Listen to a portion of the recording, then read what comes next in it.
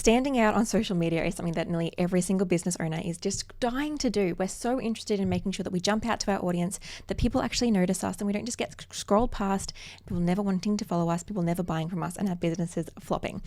Before I get started in this, obviously we're going to be chatting today about how you can create standout graphics through using really cool techniques and just thinking with your brain about how you can market correctly and market really cleverly. But I want to make a caveat here first. Social media should not be your only marketing platform. Please think about diversifying into whether it's reaching out to people one-on-one, whether it's doing email marketing, whether it's doing Facebook ads, whether it's doing print marketing, whatever it is, don't put all your eggs in the one social media basket. That said, let's get into today's episode.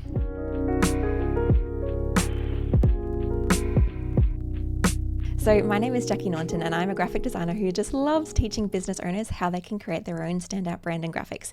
And this is the Seriously in Business podcast. You can either listen to it or you can watch it on YouTube. And so let's chat about the 5 ways and 5 techniques that you can use to stand out on social media, how you can get noticed by your audience, how you can get people to say, oh, that's really cool. I wonder what that business is. Follow, and then after they're following you, to continue to want to then buy from you. So the first thing we want to think about is making sure that our posts are branded. Having posts that are branded means that you have chosen your visual brand and you're sticking with it. A visual brand can be anything from choosing your colors, so having a suite of colors that you always use. It can be choosing your fonts, so having 2 to 3 fonts all your graphics use, and also your graphic style. So is it going to be a minimal style? Is it going to be a really bold style? Is it going to be a collagey style?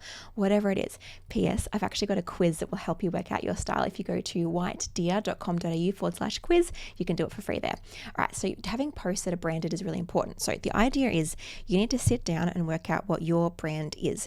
Once you've done that, stick with it over and over and over again. What this means is that every single social media post uses the same colors, same fonts, same style of graphic. That means that when anyone is ever looking at your graphics, they're recognizing you. I know for a fact that so many people who follow me, they stop when they see one of my purple posts pop up in their Instagram scroll because they know that it's me. And so how can you become recognizable to the people that know you? How can you become something that people want to stop at because they recognize it? And so the way that you do this is by using those repetitive colors over and over and over again. This obviously helps for people that are already following you and already know you to recognize you. But the beauty of having branded content also means that you look so professional. When I see someone new on Instagram and I go to their feed and I go to follow them, if I see that their grid isn't kind of consistent in the way that it looks, there's not a consistent style, consistent colors, consistent fonts, then I'm likely to move away from them. Not because they must be a horrible person, but because I just don't think their business must be, that there must be just a new business. Maybe they don't really know that much yet. Maybe they haven't really thought about things yet. I don't really want to work with them because I'm at a stage in my business where I want to work with people who really know what they're doing, who are really professional. And so how can you come across professional? Now, this can be done the second you start your business. You don't need to wait until you're 10 years into your business to have a business that looks professional. It can look professional from day dot, providing that you do content that is consistent and branded. Having graphics your audience can just see, recognize, and new people can look at and think, that business has thought things through. They know what they're doing. I'm so excited to work with them. They're not saying that stuff out loud, obviously, but it's subconscious thoughts that are going through people's minds. Even for yourself, next time you're scrolling social media and you go to someone totally new's page, pay attention to what you're thinking about that business when you see their page. If it's not branded, are you judging them because of that? Not judging in a bad way that they must be a bad person, but just judging of like, maybe they're kind of newer, maybe I don't trust them just yet. It's interesting. All right. Point number 2 is making sure that you use the portrait size Instagram post. So when you think of Instagram, you probably think of a square post, and that's been the default for so many years. But Instagram has now got a portrait size. Portrait size means it's a little bit taller than your classic square post. This is so great. Why? Because you are taking up more space on everyone's Instagram scroll. When they're scrolling through Instagram, your post is taking up more space. That means you're going to stand out more because they're on your post for just a little bit longer. And so that's just a really easy, free thing that you can implement today. All you need to do is when you're going into Canva to design your post, don't just pick the Instagram square post, pick the Instagram portrait post. You can literally search, like when you want to create a new design, just write Instagram and then it'll come up with some options. It'll have landscape, square, and portrait. Click portrait. For those of you who don't know, the portrait size is 1350 high by 1080 wide in pixels.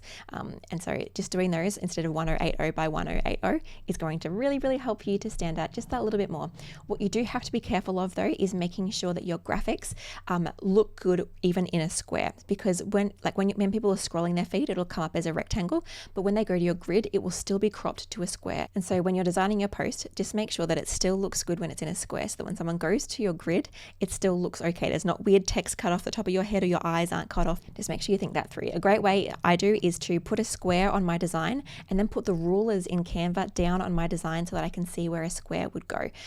I'll probably do a whole tutorial on this at some point, but if you have any questions, feel free to chuck me a message on Instagram and I can help you out. But just make sure it looks good in a square if you're doing Instagram portrait size. All right, tip number 3 to standing out on social media is hierarchy. This is the idea that you're taking your audience on a visual journey and telling them a story through your graphics, and you're not just putting everything out there all at once. When people look at things, they're looking for the most important thing that stands out to them, and then they're deciding if the graphic is worth looking at or whether it's worth scrolling past.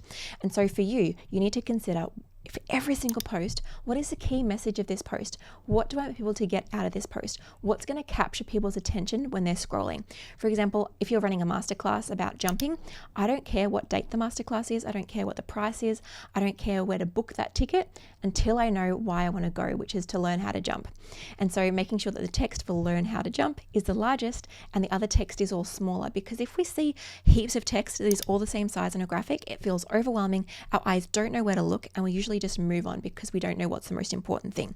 Whereas if you have text that is larger and text that is smaller, or text that has good contrast and text that has less contrast, things are going to stand out in different ways. It's going to capture people's attention in different ways. And so as a business owner, we need to make a decision around what we want people to understand from that post and make that really, really clear. What's going to stop someone in their tracks and be really interested in looking at your graphic? Think through that first, and then you can design around that accordingly. And you can make your heading really large, your subheading smaller, your body text smaller again, and your call to action somewhere in the middle of those things. And so make those decisions, because it'll make your graphics really, really clear to look at, and it'll make the key things stand out to the right people so they want to work with you even more. Tip number 4 is to have relevant imagery. Images speak 60,000 times faster than text. And so when people are looking at our graphics, they're not just reading the text, they're also understanding what we're trying to say through the graphics. This can be done through colors, in terms of making sure the colors are backing up what your brand message is. So if you have a really relaxing brand, don't use really poppy colors that feel really energetic, because that doesn't really make sense. And so these decisions are really thought through in your branding stage of your business. But beyond that, how can you use imagery that backs up what your post is trying to say? For example, with that jumping masterclass, you might have a picture of someone jumping. It's super obvious, but literally that was going to help people to capture their attention if they're interested in learning how to jump. And so how can you use imagery that's relevant to what you're sharing? You could even do, like if you're sharing with someone, like one time I told people how to do a Canva tutorial on how to flip a design, and I literally used an arrow because it showed flipping. So how can you use symbols or imagery or little icons or text to describe what your message is? And this can even be using relevant imagery that's relevant to your audience. If you don't have an obvious message in your post that you can really obviously make it as an image, even just having an image of you can be really important, because as a business, they're probably following you and they're probably beginning to recognize your face. And so if you're using imagery of yourself, they're going to begin to recognize you, and they're going to be able to have that as relevant parts of the image that capture their attention. And so for me, whenever I post an image of myself, I get a lot more traction on it than when I just post an image with just text. I'm okay if I didn't have to use pictures of me all over my Instagram, but it's the way that people like it. And so I'm leaning into that, and it's working for me. So think through what's working for your business, how you can create relevant imagery, whether that's using images of you or imagery that's relevant to your business and the kind of people you want to work with, or imagery that's relevant to the exact post that you're working on. And tip number 5 is thinking about your content. It's less of a design strategy and more of a let's do this right strategy. You can have the best design in the world, but if your content is lacking, then it won't help at all. So I need you to think about 2 forms of content. 1, what is going to draw in new people to my audience? And 2, what is my audience going to love, and how can I support and encourage and build and equip them? First is content that is either shareable or stuff that's going to get recommended on Instagram, stuff that your audience is looking for, but they don't need to know it's from you. They just need to say, oh, what's that post? That stands out to me. Lots of these posts that I get suggested have really large text on them. So large text that's like 5 ways to beat winter blues or something like that. And that stands out to me. And so having large bold things like that that's going to help draw in new audiences because it's beating and meeting them at a certain place.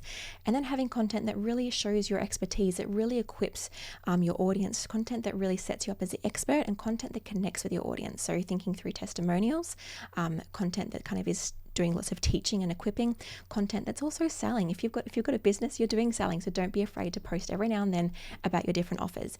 And between all of those things, you're going to get some really great traction in your business.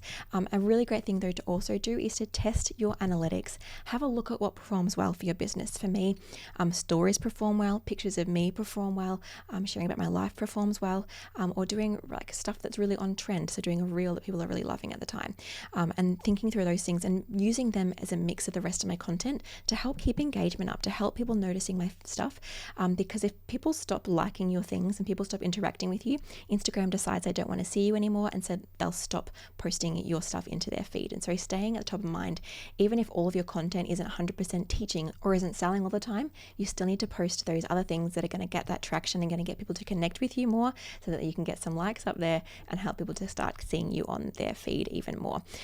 So yeah, my goal with that one is really just to look at your analytics, see what's performing, see what people are sharing, and do more of those things, because that's going to help people to really begin to notice you. And so those are the 5 tips on how you can stand out on social media. That is having branded content, using portrait size, having a really great hierarchy and storytelling in your messaging, relevant imagery, and thinking through your analytics and what content you're going to share that's really going to stand out to your audience. Thank you for listening today. I hope you enjoyed that one. I have something really, really special coming out very soon, so keep your eyes out for that. But thank you for listening, and I will see you next time. Make sure that if you haven't already, hit that subscribe button, and feel free to leave me a review if you're listening to the podcast version of this. I would love to know your thoughts and help more people to find this episode. Thank you, and I'll see you next time. Bye.